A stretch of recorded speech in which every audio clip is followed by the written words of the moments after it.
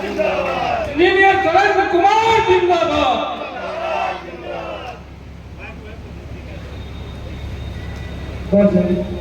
भारत माता की, भारत माता की।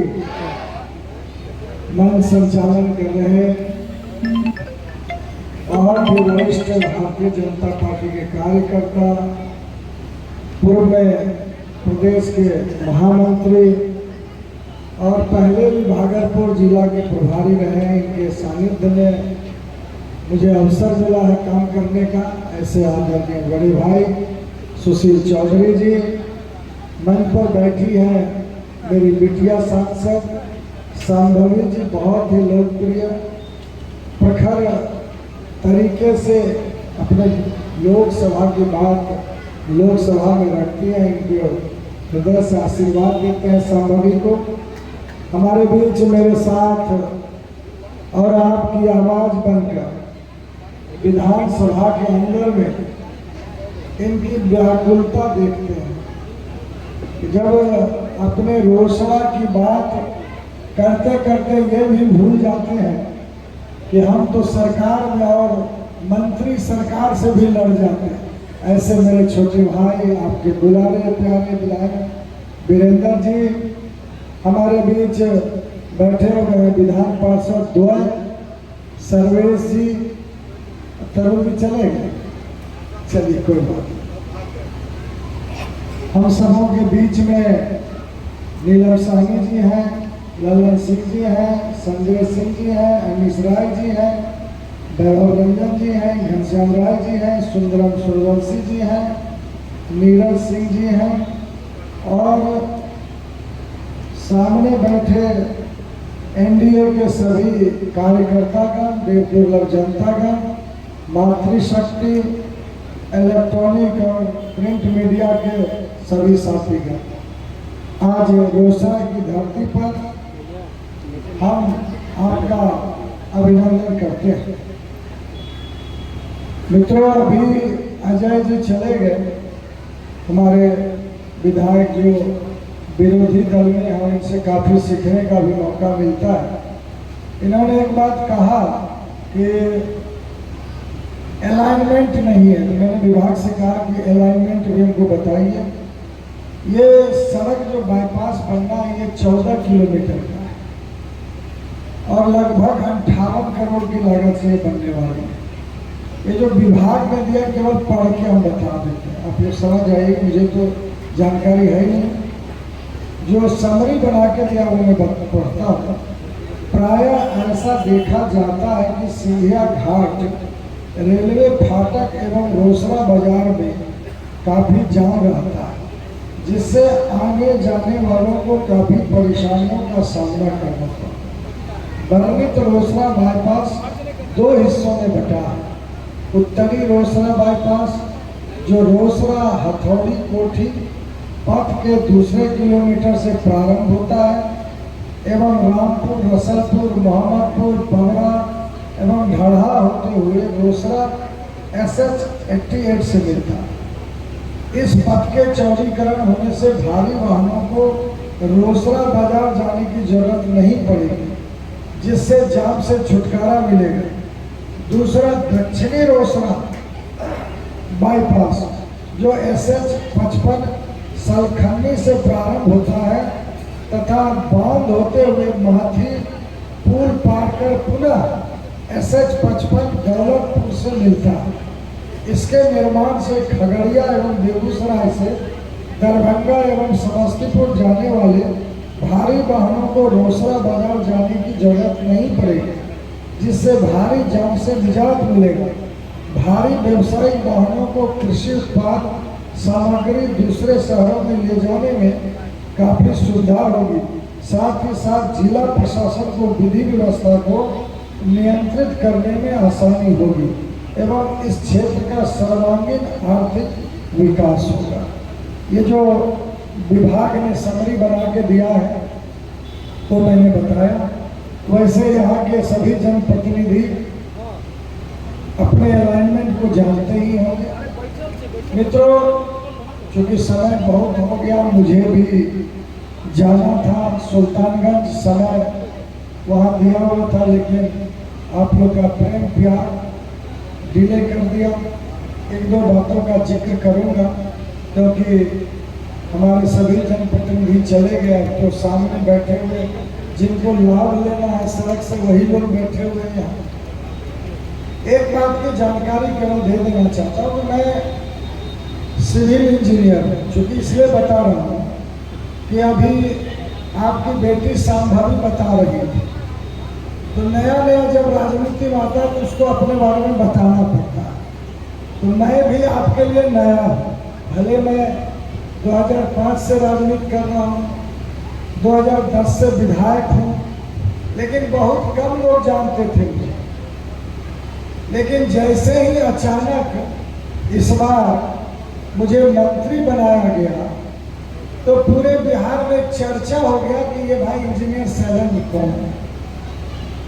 क्योंकि मैं तो बिहपुर का, चूँकि नवगछिया अनुमंडल में बिहपुर विधानसभा है, भागलपुर जिले का है, बिहपुर से अपना पटना, पटना से बिहपुर, और ताला भी नहीं खोलता था, मीटिंग होती थी भागती थी।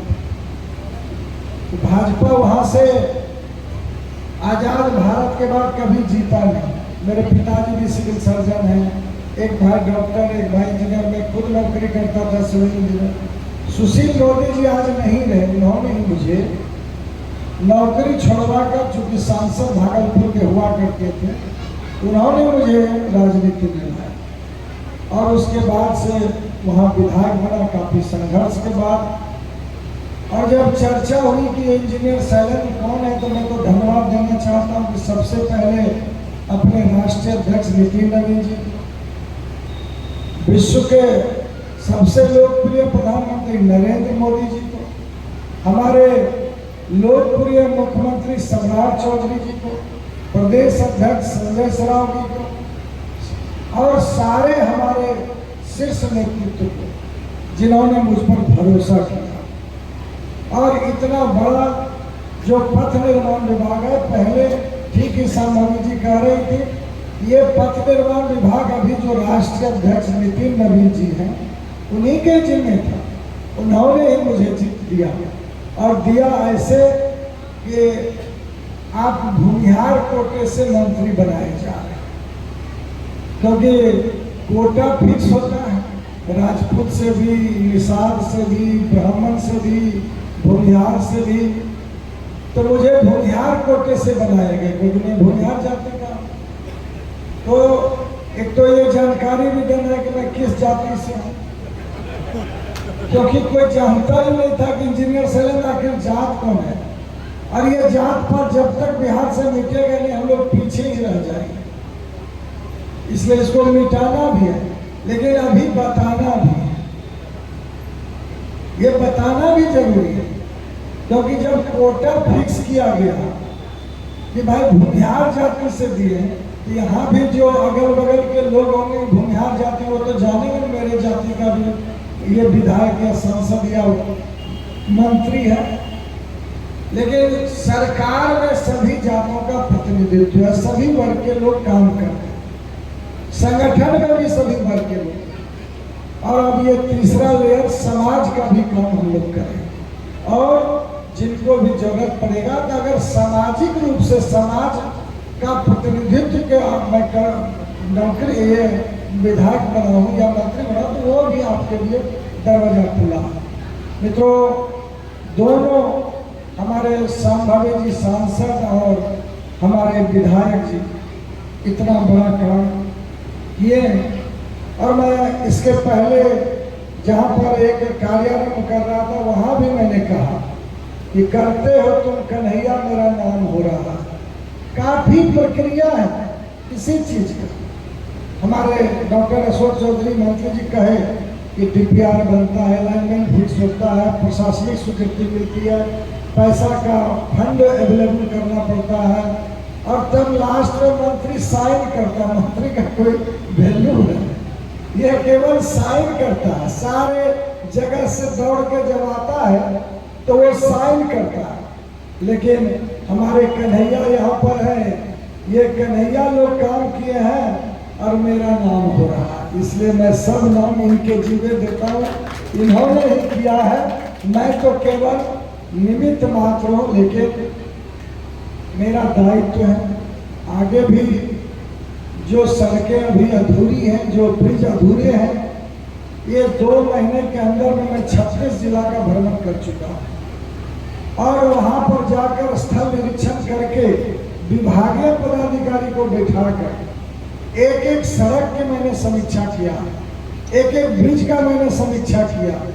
और आपको विश्वास दिलाते हैं कि जिस नीतीश कुमार जी ने सड़क के चलते इतना नाम कमाया, बिहार को इतना आगे बढ़ाया, क्योंकि 2005 के पहले क्या था? 2005 के पहले लालू जी के राज में जंगल राज था, न सड़क था, न स्कूल था, न स्वास्थ्य था, कुछ भी नहीं था, केवल आतंक था। लेकिन मुख्यमंत्री नीतीश जी जब आए तो सबसे पहले सड़क का जाल बिछाए और किसी भी राज्य का, देश का, अपने जिले का सड़क आईना होता है, सड़क से ही विकास का रूपरेखा तैयार होता है। इसलिए ये सड़क बनाना जरूरी था। देश के अन्य कोने से एक्सप्रेसवे प्रधानमंत्री जी बना रहे हैं, 6 लेन बना रहे हैं, ये प्रधानमंत्री जी बड़े बड़े ब्रिज गंगा पर, कोसी पर, बागमती पर बना रहे हैं। और आज बिहार में भी सड़कों का जाल केंद्र के सरकार की ओर से गडकरी जी ने किया है। बिहार में भी पूर्व के मंत्री हमारे नितिन नवीन जी, उसके पहले भी विभाग में कई मंत्री रह चुके हैं। अब ये भाग्य मुझे मिला और हम जो कार्य सौंपा गया है यशस्वी मुख्यमंत्री सम्राट चौधरी जी के द्वारा, मैं आपको विश्वास दिलाना चाहता हूँ कि जो भी अधूरी सड़कें हैं, जहाँ हम लोग को नया सड़क बनाना है, उस सब जगह हम आपको विश्वास दिलाते हैं कि सब जगह सड़क बनाएंगे और अपने विधायक सांसद का जो भी मांग होगा वो पूरा करेंगे। इतना ही मुझे कहना था और मुझे यहाँ से फिर सुल्तानगंज भी जाना है। आप सबों को फिर से आश्वस्त करते हैं कि इतना समय आपने दिया, इतना गर्मी में भी, और दूर दूर से विधानसभा से लोग आए होंगे, सबों को आश्वस्त करते हैं कि आप जो चाहते हैं उससे ज़्यादा कम होगा। बहुत बहुत धन्यवाद, बहुत बहुत धन्यवाद। अब हम आगाह करना चाहेंगे भारतीय जनता पार्टी के अध्यक्ष से धन्यवाद क्या